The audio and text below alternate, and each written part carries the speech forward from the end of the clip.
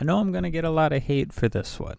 I'm a huge fan of the hip-hop journalist Justin Hunt, and a few years ago he released a video talking about his top 5 favorite rappers of all time.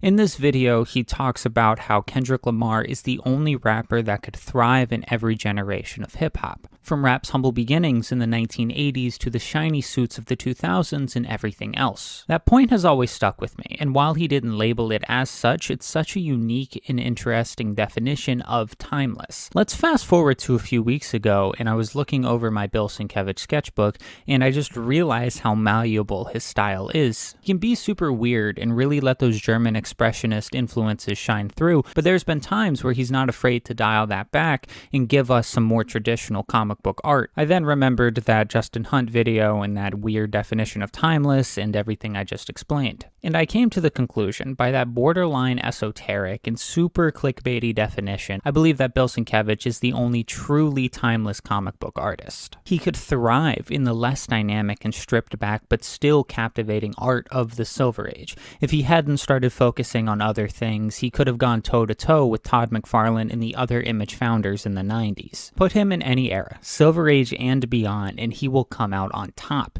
He will not only survive, but he will thrive. I apologize if you believe me omitting the Golden Age, and this hypothetical is sort of a cop-out. While I do think Sienkiewicz would thrive in the eerie and sci-fi magazines of the time, I kind of think it's unfair to include the Golden Age in this discussion because how we understand popular comics was sort of in its infancy at that time. I want to take a few steps back and sort of elaborate on what I mean by that he would thrive and not just survive. I believe any semi-popular artist could get reoccurring work and pay the bills with the various underground scenes that have existed since comics' inception, but I don't count that. Because if I did, this discussion would come to a quick halt and I wouldn't have a clickbaity YouTube title. I'm specifically talking about consistent work of the big two.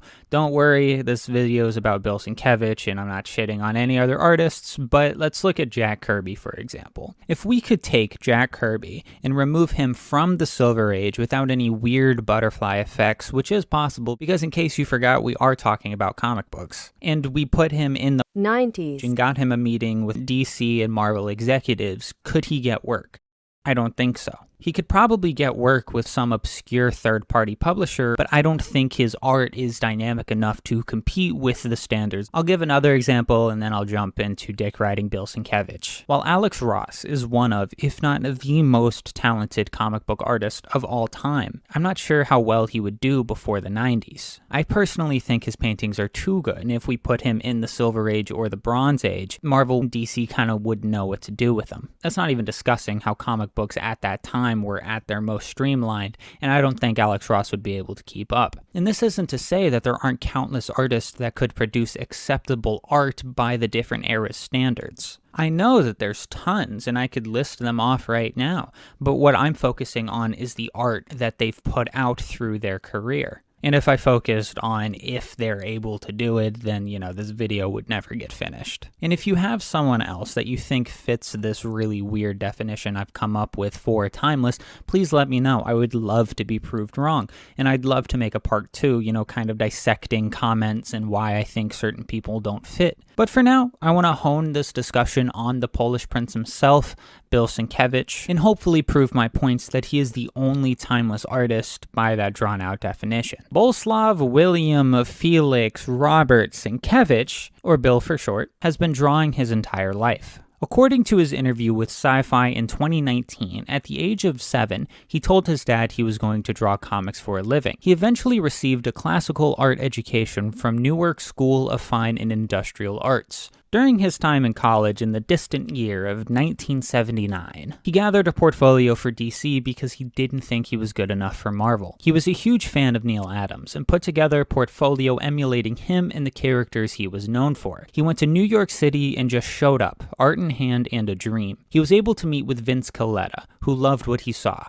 However, DC wasn't hiring at the time due to the DC implosion of 1979. Luckily for Bill, Vince loved his stuff so much that he called up Neil Adams and was like, hey, this guy kind of draws like you. And then Neil Adams was impressed by what he saw so much that he called up Jim Shooter, editor-in-chief at Marvel at the time. Shooter wanted to meet, so Bill made the trek to Marvel and showed them his portfolio of only DC characters. At the time, Bill wasn't expecting a job. At most, he just wanted a critique or something along those those lines, but they instantly gave him the job on Moon Knight. Let's put a pin in Moon Knight because I want to go back to that sci-fi interview for a second. When asked about his style and influences, he talks about how art school introduced him to fine art and fashion illustration and so much stuff outside of comic books that he had to pull those influences back for his initial portfolio previously mentioned. He continues with saying, "So I had sketchbooks fulfilled with distortions and abstractions and simplifications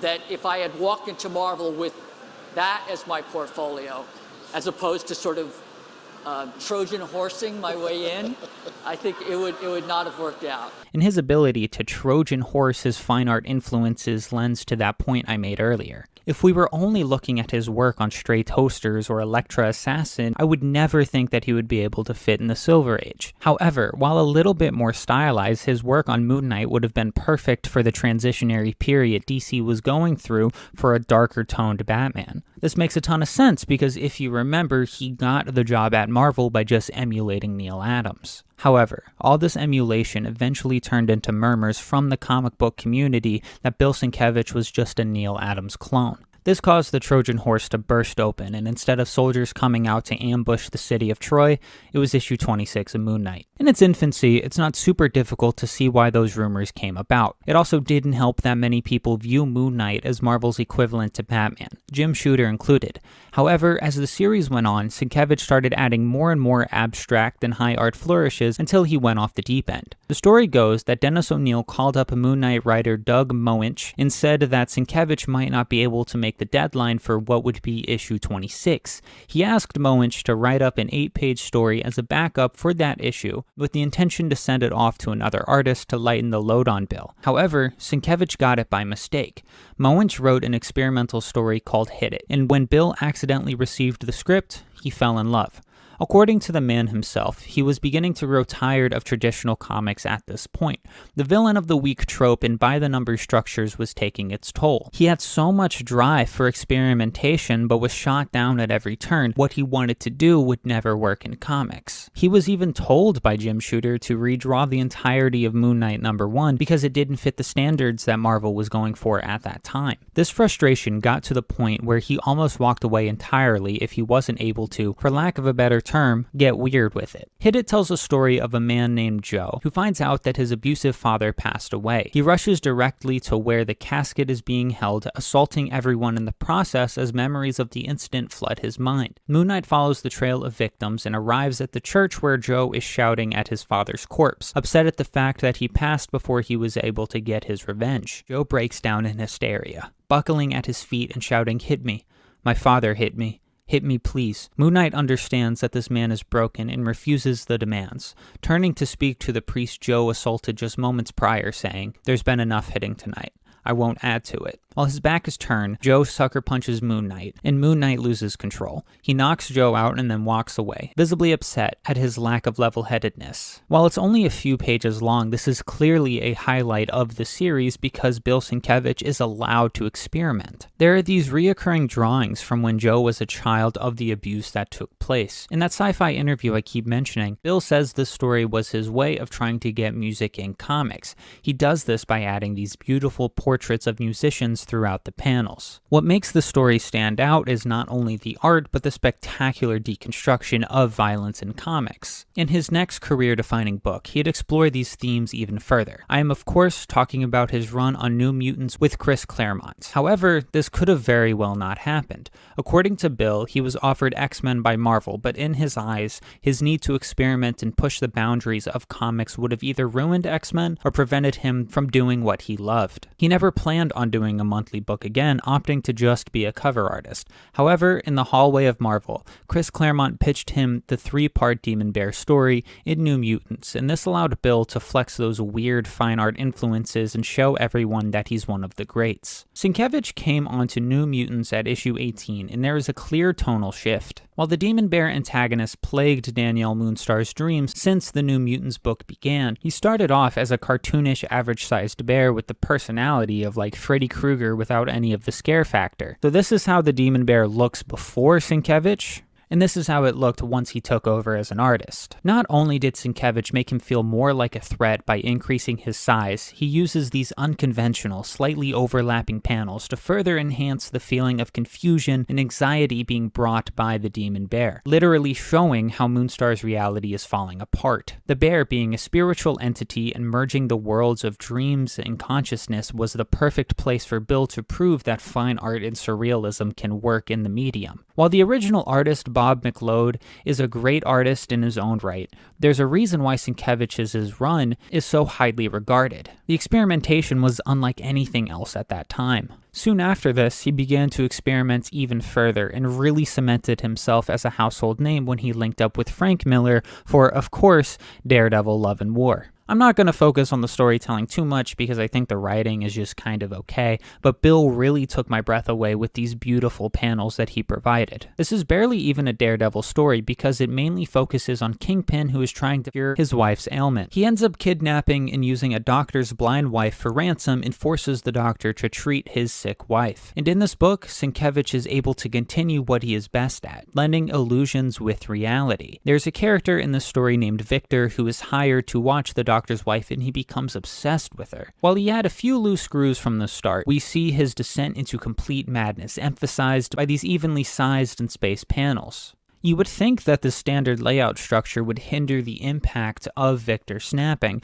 but they feel so claustrophobic, causing a buildup of tension and anxiety that is perfected by Sienkiewicz's distorted art. It makes Victor's snapping feel bigger than the world that we see as readers. Some of you keen-eyed viewers should be able to recognize this Kingpin design. I'm not sure if it's confirmed, but it's clearly the inspiration of Kingpin from Into the Spider-Verse. According to Sienkiewicz, he wasn't asked permission or even knew of this inspiration until he saw the movie in theaters himself. And I'm not saying Sony had to inform Bill of this decision, but a letter or something would have been nice. But Bill doesn't seem to be in bad spirits about it, because he shares mine and many other sentiments that this is one of the best comic book movies of all time, saying that he was brought to tears by how beautiful it was when he saw it in theaters. Later that same year, he would link up again with Frank Miller for arguably his best contribution to comic books, and I am of course talking about Elektra Assassin. Quick side note, I've heard this many places, I can't really think of where though,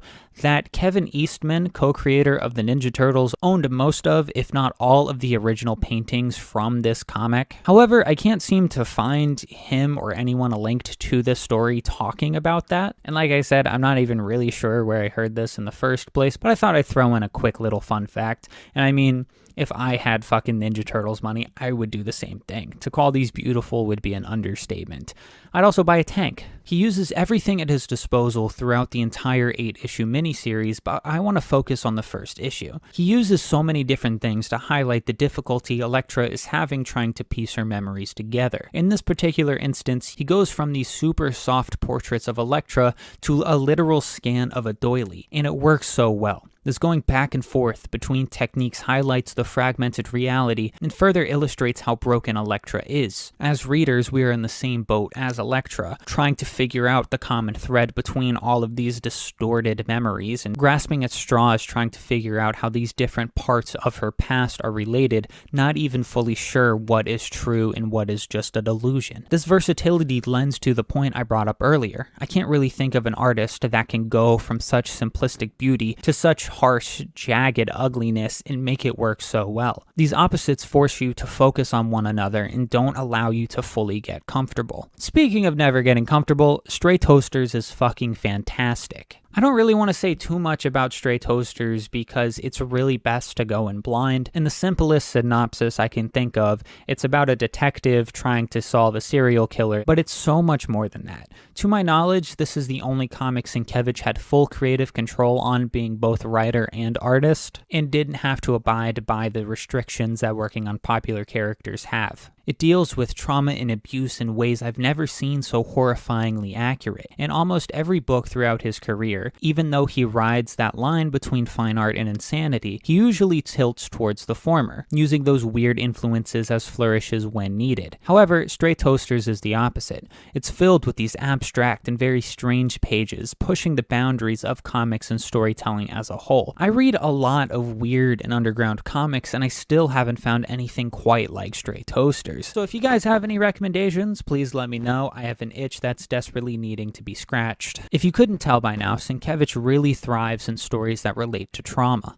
This isn't super surprising when you understand his upbringing. While I don't think he's gone into details about it, he's dropped hints throughout many interviews, kind of hinting at neglect and trauma that he faced when he was a kid. I mean, he fucking called Stray Toasters a metaphor for his childhood, and if you're calling goddamn Stray Toasters a metaphor for your childhood, you've been through some shit. Even before I knew all of this, I always connected to Sienkiewicz's art on an emotional level. His art really feels like someone trying to process their inner demons. Unfortunately, Sienkiewicz kinda stepped away from comics after Stray Toasters. Not completely, of course, but he spent most of his career from the 90s to the mid-2010s just inking other people's work. There are a few noteworthy things that he did since Stray Toasters, like that canceled Alan Moore book Big Numbers, and I'm pretty sure he provided some of, if not all of, the cover art for Paul Dano's Riddler Year 1 comic, but nothing I have time for in this video, unfortunately. He's dipped his toes in a bunch of other fields, such as providing album art for Kid Cudi's Man on the Moon and RZA's Bobby Digital and Stereo. He did the art for Resident Evil for the PlayStation 1, and he also provided art for the children's book Santa: My Times in Life. He was also the executive producer on the Legion television show. He might have been co-writer as well. Editor Sid put that here, what exactly he was.